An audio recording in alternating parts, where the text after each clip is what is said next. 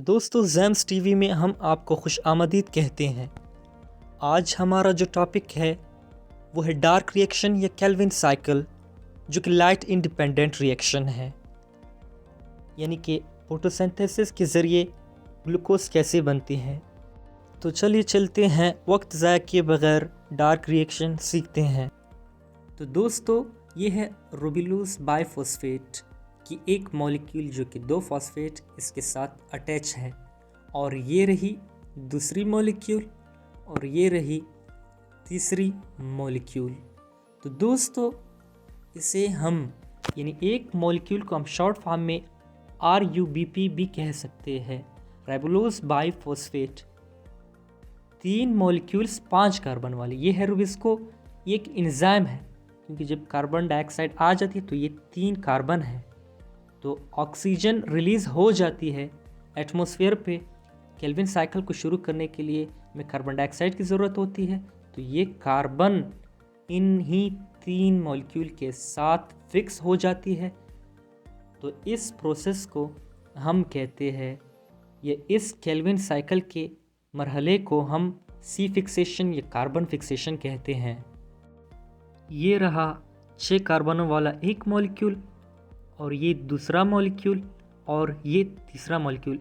इसमें से जो ब्लू कलर की स्लैश है ये इनकी स्प्लिटिंग को शो करती है, जो कि 2 हिस्सों में तकसीम हुए हैं स्टेबल ना होने की वजह से, और हर मॉलिक्यूल के साथ एक एक फॉस्फेट है। ये 3 मॉलिक्यूल 6 कार्बन वाले स्प्लिट हो जाती है 6 मॉलिक्यूल 3 कार्बन वाले में, जिसे फॉस्फोग्लाइसरेट कहते हैं।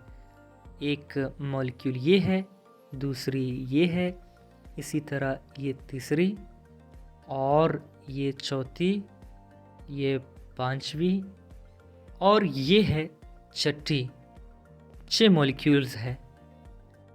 ये केल्विन साइकिल 3 मराहिल में मुश्तमिल है। एक सी फिक्सेशन था और अगले 2 मराहिल आगे आ रहे हैं। तो ये 6 मॉलिक्यूल्स 3 कार्बन वाले थे, जिन्हें हम फॉस्फोग्लाइसरेट कहते थे। ये एक एसिड है जिसके साथ कार्बोक्सिल ग्रुप है COOH, जिसकी स्ट्रक्चर कुछ यूं है। अब अगले स्टेप की तरफ चलते हैं। ये जो 6 मॉलिक्यूल्स है, हर मॉलिक्यूल के साथ एक एक फॉस्फेट अटैच है, जैसा कि ये 1, ये 2, ये 3, और ये चौथी है, और ये इसी तरह पांचवी है, और ये छठी है। तो इन मॉलिक्यूल के साथ मज़ीद फॉस्फेट आके अटैच होती है। वो किधर से आते हैं? वो लाइट रिएक्शन से 6 ATP आ जाती है, 6 ADP में कन्वर्ट होती है, वो फिर से लाइट रिएक्शन की तरफ चली जाती है, और यहाँ इनके साथ फॉस्फेट अटैच होती है, यानी इनके साथ, इसके साथ, इसके साथ, और इसके साथ। और अब ये 6 मॉलिक्यूल्स 3 कार्बन वाले बाइफॉस्फोग्लाइसरेट बन गए। जैसा कि कहा था मैंने, अगली मरहल आगे आ रहे हैं। तो ये दूसरा मरहला है, जिसे हम रिडक्शन कहते हैं, क्योंकि इसमें गेन ऑफ हाइड्रोजन हो रही है। जब हाइड्रोजन गेन होती है तो हम इससे रिडक्शन कहते हैं। यहाँ पे ये जो 6 मॉलिक्यूल्स हैं ये अपने आप को रिड्यूस कर रहे हैं, हाइड्रोजन गेन कर रहे हैं। तो ये जो 6 मॉलिक्यूल्स है, हर एक के साथ हाइड्रोजन अटैच हो जाती है, जैसे कि ये दूसरा, ये तीसरा, ये चौथा, ये पांचवा, और ये छठा। अब हाइड्रोजन हर एक के साथ अटैच हो जाती है। हर एक मॉलिक्यूल जो है वो रिड्यूस हो रही है, और ये जो हाइड्रोजन है ये लाइट रिएक्शन की तरफ से आ जाती है, यानी NADPH आ जाती है, NAD+ में कन्वर्ट हो जाती है, और इससे फॉस्फेट रिलीज हो जाती है।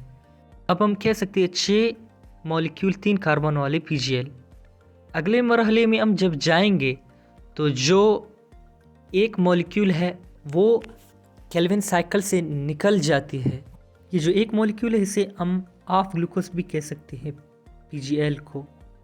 तो यहाँ पर रिवर्स ऑफ ग्लाइकोलाइसिस होती है, ग्लूकोज और दूसरे शुगर बनते हैं एक मॉलिक्यूल से।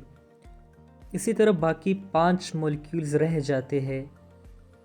ये दूसरा, इसी तरह ये तीसरा, ये चौथा और ये है 5वां।